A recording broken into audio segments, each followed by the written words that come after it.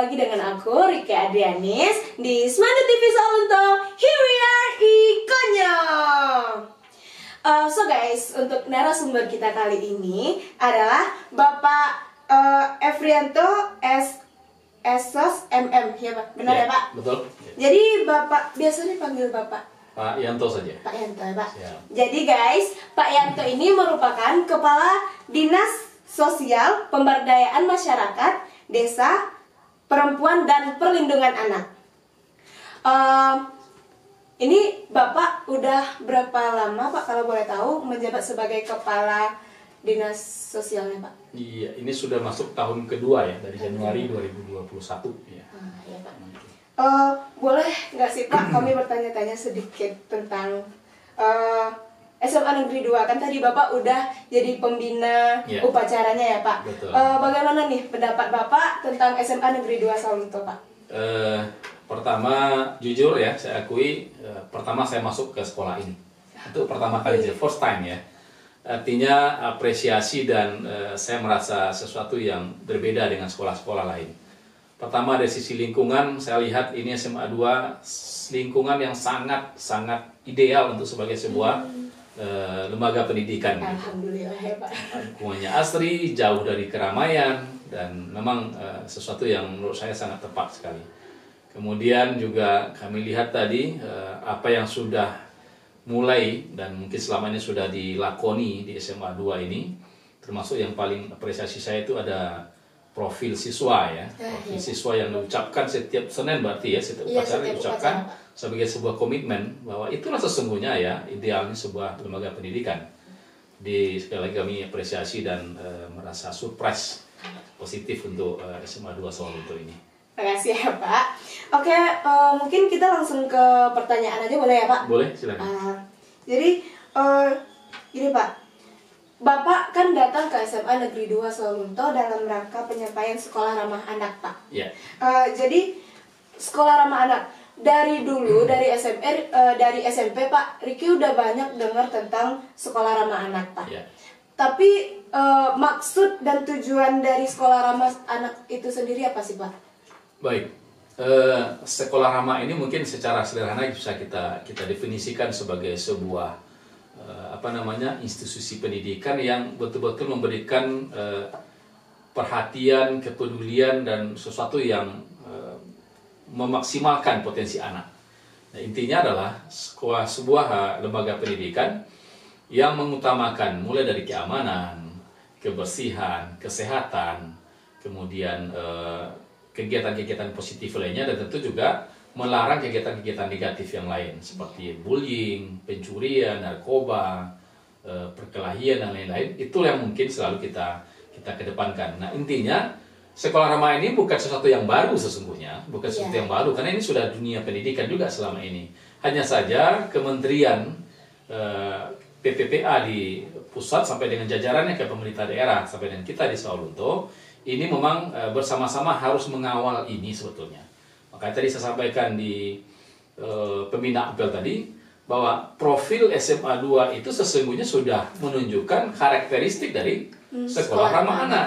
Nah, tinggal kita kawal bersama sesungguhnya. Bukan sesuatu yang baru, bukan sesuatu yang jauh di awang-awang sesungguhnya. Gitu mungkin.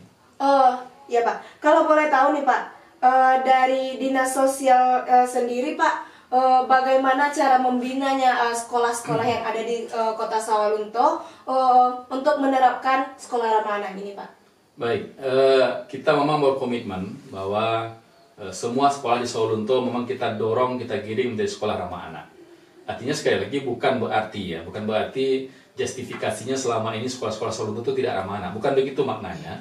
Artinya bahwa memang kita ingin mendorong, meyakinkan betul apa yang sudah dilakukan oleh sekolah itu pertama sudah di track yang benar gitu ya, sudah track yang benar, tinggal kita push dengan semangat kebersamaan. Nah, makanya pola-pola yang kita lakukan ya seperti yang kita lakukan dengan SMA 2. Pertama tentu kita lihat komitmen nggak sekolahnya untuk mewujudkan itu bersama. Kalau komitmen sekolahnya ada, nah itu kan ibarat gayung bersambut ya. Iya, Pak. Kita di dinas punya tugas pokok dan fungsi untuk mewujudkan itu, sekolah menyambut baik tujuan dan maksud tersebut. Karena pada akhirnya sekolah ramah ini kan tujuannya adalah untuk kemajuan sekolah sendiri, dan sekolah itu sendiri. Makanya kita selalu lakukan, pertama ada MOU yang kita buat, kemudian kita perbanyak kegiatan-kegiatan sosialisasi. Ya kita sangat maklum nih menghadapi ratusan anak-anak di sekolah ini, ya hampir 500-an ya kalau sekolah kita ini, tentu tidak segampang yang dibayangkan dengan berbagai karakteristik, latar belakang, dinamika dunia anak, apalagi dengan kemajuan teknologi sekarang, itu semuanya banyak nampak negatif. Itu mungkin apanya. Lanjut Pak, untuk di sekolah ramah anak sendiri Pak, sekolah ramah anak berarti berhubungan dengan sikap dan perilaku anak sebagai siswa di sekolah nih Pak.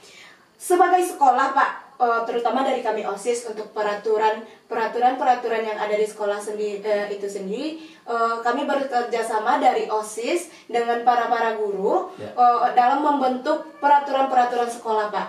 Jadi Pak, untuk pelanggaran yang ada Pak, apakah boleh diberikan sanksi kepada siswa-siswa yang melanggar peraturan Pak? Contohnya melakukan tindakan bullying atau bertengkar gitu Pak.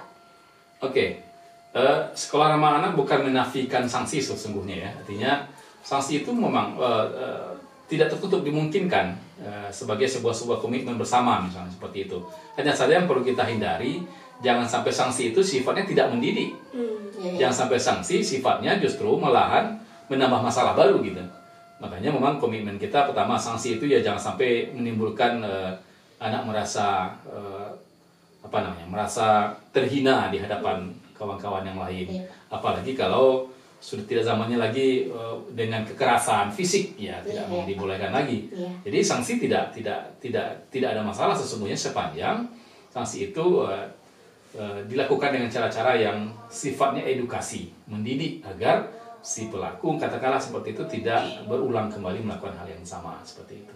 Contohnya nih Pak, contoh sanksinya yang memungkinkan untuk diberikan kepada siswa-siswa yang melanggar. Ya itu kan mungkin tergantung komitmen di sekolah ya. Artinya bentuknya pertama bisa jadi apakah memang siswa tersebut harus mengerjakan pekerjaan PR tambahan misalnya, ya kan begitu. Ketika dia memang standar kawan-kawan yang mungkin PR sesuatu itu hanya sedikit, dan dia mesti diberikan lebih misalnya seperti itu. Nah, pada akhirnya kan di samping dia merasa sanksi, dia sendiri kan menambah pengetahuan seperti itu. Dan mungkin bentuk-bentuk lain yang tergantung kesepakatan, sepanjang sekali lagi tidak menimbulkan efek dan dampak-dampak lain yang justru akan menimbulkan masalah baru pula setelah sanksi itu ditetapkan gitu. Kalau untuk contohnya ya Pak, untuk sanksi pelanggarannya kayak skorsing atau drop out untuk pelanggaran berat mungkin Pak, boleh nggak sih Pak diberikan sanksi yang seperti itu Pak? Iya, kalau hal seperti itu, kalau kami dari kacamata perlindungan anak ya, kita kan mengusahakan tidak terjadi itu. Itu dari kacamata perlindungan. Tapi kalau dari regulasi di sekolah di dunia pendidikan, ya kami tentu tidak tahu persis ya kalau di dunia pendidikan ada sanksi yang dibenarkan seperti itu. Tapi intinya, katakanlah yang paling terparah itu drop out misalnya sekolah. Tapi itu bukan berarti si anak tidak memiliki hak lagi untuk belajar. Nah, yang kita minta adalah kalau memang sekolah itu memberikan sanksi drop out misalnya, sekolah harus membantu si anak bisa mendapatkan pendidikan di tempat yang lain. Ya, sehingga tidak putus hak dia untuk mendapatkan pendidikan gitu. Oh ya Pak, tadi sebelumnya ada menyinggung sedikit tentang bullying ya Pak. Kalau boleh Riki bertanya Pak, ada nggak sih Pak kasus-kasus yang pernah ada di Kota Sawalunto tentang kasus bullying Pak? Dan hal apa aja yang termasuk dalam kasus bullying Pak? Oke, ini memang sesuatu istilah yang lagi tren sekarang yang lagi viral gitu, bullying gitu. Walaupun sesungguhnya di zaman Bapak dulu sekolah pun hal yang sama juga sering terjadi. Artinya kan kalau kita dulu bahasanya kan lebih pengejekan, ngolok-olok. Nah, sekarang kan bahasanya lebih dilembutkan, perhubungan dan segala macamnya gitu. Nah, untuk di Sawalunto ya kita tidak menafikan itu dunianya, sesungguhnya mungkin itu masih menjadi bagian dunianya anak-anak ya, anak-anak yang baru tumbuh, apalagi remaja-remaja yang labil ya Pak. Tentu hal ini juga sering tetap akan terjadi, tapi kita bersyukur Sawalunto tidak ada kasus-kasus yang bullying yang sampai ke tingkat yang katakanlah tanda kutip mengkhawatirkan atau tingkat yang membahayakan seperti itu. Ketika kita dengar di daerah lain ada yang menyebabkan si anak bisa bunuh diri dan lain segala macam. Nah, Sawalunto alhamdulillah kita tidak menemukan kasus seperti itu. bentuk-bentuknya macam-macam, ya, pengolok-olokan, penghinaan, baik itu secara verbal ya maupun secara fisik. Jadi kedua-duanya tetap dikatakan bullying, dan katakan hanya karena verbal saja akan diolok-olok. Ya, olok-olok itu kan membuat mental seseorang bisa kena. Apalagi kalau secara fisik, hukum bersama atau menganiaya, mengeroyok dan segala macam, itu sudah tetap menjadi ranahnya hukum. Jadi artinya perlindungan anak bukan berarti melindungi setiap perbuatan jahat yang dilakukan oleh anak, karena anak juga ada peradilan anak. Bagi yang berbuat melanggar hukum misalnya, ya tetap dia diproses sesuai dengan mekanisme yang ada untuk peradilan anak begitu. Gini Pak, kalau contohnya nih Pak ya, kasus bullying ini sudah terjadi di lingkungan sekolah Pak. Jadi bagaimana sih Pak cara mengatasinya bagi si korban bullyingnya Pak? Tindakan yang harus dilakukan gitulah Pak. Ya. Ketika kasus bullying terjadi, berarti kan ada dua pihak yang harus kita berikan stressing. Pertama korban yang wajib kita lindungi, yang kedua pelaku nih yang wajib kita beri sanksi sesungguhnya sesuai dengan mekanismenya. Nah, bagi yang korban tentu perlakuan kita bagaimana memberikan dorongan, penyemangatan ataupun pengawalan agar yang bersangkutan tidak menjadi down berkelanjutan. Kalau kami istilahkan trauma healing ya, katakan seperti itu, ada kegiatan-kegiatan healing yang dilakukan kepada si korban, sehingga dia tidak merasa harus down dengan kondisi yang mereka alami. Kemudian bagi yang pelaku, kita lihat tingkat kadar pelakuan bullyingnya ini. Kalau itu bisa diselesaikan di internal sekolah dan itu bisa clear, itu kan lebih baik, sehingga tidak ada perlakuan berulang yang dilakukan oleh yang bersangkutan. Tapi kalau misalnya sudah menjurus ke kriminal misalnya, atau bisa ke tindak pidana misalnya, dan itu bisa penganiayaan dan segala macam, ya tidak tertutup kemungkinan bisa masuk ke ranah hukum. Itu hal yang tidak tabu, hal yang biasa, dan harus lakukan seperti itu. Untuk pihak sekolah sendiri Pak, gimana caranya mengatasi hal yang sudah terjadi seperti itu Pak? Untuk sekolah memang kita mendorong, makanya komitmen bersama, kami turun bersama-sama ke sekolah, kemudian komitmen dengan pihak sekolah ini menjadi hal yang utama yang harus kita lakukan. Artinya apa? Sebelum terjadi tentu kita sosialisasi perbanyak ya, sebelum terjadi banyak supaya jangan tidak terjadi. Nah, kalaupun sudah terjadi, mungkin kembali ke cerita yang tadi, bahwa memang tentu komitmen apa sesungguhnya yang sudah dibangun sekolah, kita kembalikan ke sana gitu. Artinya komitmen sekolah itu ada nggak yang terkait dengan pelanggaran-pelanggaran tadi? Kalau ada kan berarti kita harus tegakkan itu, karena itu sudah komitmen bersama. Kalau sudah bikin peraturan bersama, kan peraturan untuk ditegakkan. Nah, ketika ada kasus bullying yang melanggar peraturan misalnya, berarti kita lihat apa sih sanksi yang mungkin dulu kita sepakati dengan komite, dengan sekolah atau dengan siswa, perwakilan sekolah ya.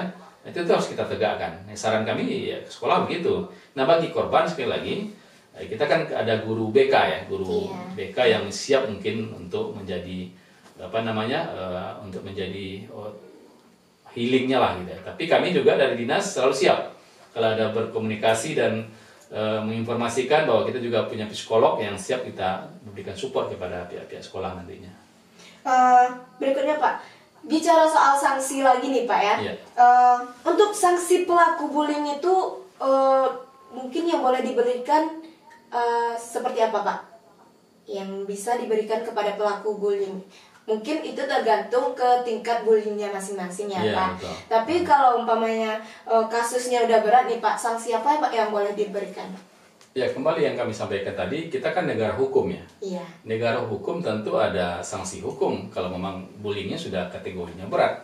Sudah kategori berat, misalnya penganiayaan tadi, pengeroyokan dan segala macam, ya ada sanksi hukum yang bisa bekerja. Tapi tetap ya, kita dari kawan-kawan penegak hukum sering berkoordinasi, sering bekerja sama sepanjang persoalannya bisa dimediasi.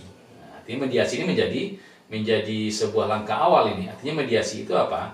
Ada kesepakatan damai, ada kesepakatan untuk tidak berjanji, untuk tidak mengulang kembali dari kedua belah pihak misalnya, terutama dari pihak pelaku, dan pihak yang korban pun bersedia menerima itu sebagai sebuah bentuk komitmen bersama. Nah, itu yang kita kedepankan. Jadi ada pola mediasi awal, mediasi dulu gitu yang dilakukan. Di sekolah pun juga kita mengharapkan itu. Ada mediasi-mediasi yang dibuka ruang-ruang mediasi oleh pihak sekolah kalau memang ada terjadi kasus-kasus bullying baik dari skala kecil, skala sedang. Nah, kalau memang skalanya sudah tinggi yang tidak mampu lagi pihak sekolah untuk menyelesaikan, ya bisa berkoordinasi dengan para penegak hukum dan termasuk kita di Dinas Sosial PMD PPA ini selalu membuka diri untuk berkomunikasi, menerima laporan, menerima hal-hal yang perlu kita support bersama-sama. Kami terus memberikan kontak person dan selalu memberikan katakanlah membuka diri untuk hal-hal tersebut. Kalau umpamanya gini nih Pak, kasusnya kan udah berat nih Pak. Oke. Kalau itu ada nggak sih Pak dari undang-undang negara sendiri untuk sanksi para pelaku bullying itu ada nggak Pak? Ya, kembali ke undang-undang negara kan kembali ke penegakan aturan dan hukum tadi sebetulnya. Iya, Pak. Ada pasal-pasal misalnya di kalau pidana dia kan sudah ada ke KUHP yang mengatur tentang KUHP seperti itu. Tapi kalau di undang-undang yang teknis seperti misalnya di Kementerian PPA atau di kementerian yang terkait misalnya ya tentu tidak mengatur sampai ke ranah ada bentuk sanksi dan segala macam. Yang jelas dorongan kita adalah lebih mengutamakan perlindungan terhadap korban sesungguhnya. Dan kalau pelaku jelas ada undang-undang negara kita yang sudah lebih mengatur itu. Untuk sanksi bullying nih Pak, mungkin sekali lagi untuk sanksi bullying Pak, dari negara-negara yang ada di dunia ya Pak, mungkin ada perbedaan dari peraturan negara A dengan negara B gitu Pak. Okay. Contohnya nih Pak, dari negara Prancis sendiri untuk peraturan tahun 2021, sanksi bagi pelaku bullying saja untuk yang menghina itu bisa mendapatkan sanksi hukum 10 tahun penjara Pak. Lalu dengan negara Queensland Australia, mereka memberikan scoring atau DO Pak. Jadi sumber ini udah kami searching dari Google Pak. Kalau menurut Bapak nih Pak, apakah hukuman seperti itu melanggar HAM Pak? Kajiannya agak panjang ini dengan agak dalam nanti saya salah segmen nanti para penggiat HAM nanti jadi marah atau penegak hukum juga jadi nggak tepat karena basic saya juga bukan basic orang hukum ya. Tapi kalau kita lihat contohnya seperti contoh di Perancis tadi penghinaan dan segala macam di negara kita kan juga diatur. Orang yang merasa dirinya terhina oleh orang lain dia boleh mengajukan keberatan gugatan ke pihak kepolisian, penegak hukum dan pengadilan. Dan itu kan tergantung nanti hakim melihat seberapa besar potensinya dan bagaimana bukti dan eviden lain yang mendukung untuk itu. Di negara kita pun sesungguhnya bukan loss control, bukan loss hukum ya. Semuanya juga sudah diatur sesungguhnya kita. Tinggal mungkin ya sekali lagi saya nggak terlalu bisa masuk jauh ke masalah pelanggaran HAM dan segala macam karena itu sudah ada mekanisme regulasi yang mengatur untuk itu kami rasa gitu. Oke Pak, untuk pertanyaan mungkin sekarang udah habis. Jadi Ricky cuma minta ini Pak untuk yang terakhir, pesan Bapak untuk seluruh siswa-siswi yang ada di SMA atau sekolah-sekolah di Kota Sawalunto Pak tentang perlindungan anak dan perlindungan anak Pak. Pesan kami atas nama pemerintah ya kepada semua siswa, tentu juga kepada majelis guru karena sivitas akademika ini kan terbangun karena adanya kolaborasi yang chemistry antara sekolah siswa dan guru-guru gitu. Nah khusus untuk bagi siswa tentu harapan kita ya tujuan adik-adik semua, anak-anak semua ke sekolah kan mau belajar, mau menimba pendidikan, mau mempersiapkan masa depan, mempersiapkan diri untuk mengambil estafet kepemimpinan masa depan. Nah itu yang perlu diingat dulu. Apa motivasi kita ke sekolah? Niat kita itu apa? Nah kalau niat kita sudah salah, ini harus dikoreksi. Koreksi. Maka tadi ketika di apel, di upacara di bagian akhir, Bapak sengaja mengingatkan kembali kita. Ingat orang tua kita yang sudah susah. Ingat ayah ibu kita yang sudah begitu beliau punya ekspektasi besar terhadap kita untuk sekolah, untuk jadi orang sukses. Kenapa itu kita sia-siakan? Nah, itu pertama. Yang kemudian tentu ikutilah semua regulasi dan aturan yang ada di sekolah bagi anak-anak dan siswa kita. Apalagi SMA 2 kami keren sekali, sudah punya profil yang menunjukkan komitmen kita untuk bagaimana berperilaku di sekolah. Itu harus menjadi rule of law dalam keseharian kita. Jadi regulasi dan hidup kita di sekolah ini. 8 jam anak-anak di sekolah, berarti sepertiga hari dan waktunya itu dihabiskan di sekolah. Nah bayangkan kalau sekolah itu tidak nyaman, sekolah itu tidak aman, anak-anak tidak mendapatkan sesuatu yang menjadi haknya, kan berarti sia-sialah. Nah makanya belajarlah dengan baik. Masa depan kita bukan di tangan orang lain tergantungnya, tentu di tangan kita. Itu pesan kami kepada anak-anak dan khusus untuk SMA 2 sekali lagi kami apresiasi dan menyampaikan sesuatu yang penghargaan yang luar biasa. Ya, khusus hari ini Bapak juga baru pertama tahu sudah ada podcast ya di SMA 2 untuk Semandu TV Sawalunto ini luar biasa. Mudah-mudahan ini menjadi ajang kreativitas untuk hal-hal yang positif bagi anak kita. Amin. Terima kasih. So guys, kesimpulan untuk kita hari ini, jadi bagaimana kita menjalankan sekolah ramah anak itu tergantung kepada diri kita sendiri dan bagaimana kita menerapkannya. Karena sekolah ramah anak itu bukan untuk anak-anak saja, tapi juga untuk para guru dan seluruh yang ada di sekolah. Dan tolong jangan ada yang melakukannya. Mungkin sekian dari saya. Terima kasih Bapak atas waktunya. Mohon maaf jika ada salah ngomong lah gitu Pak.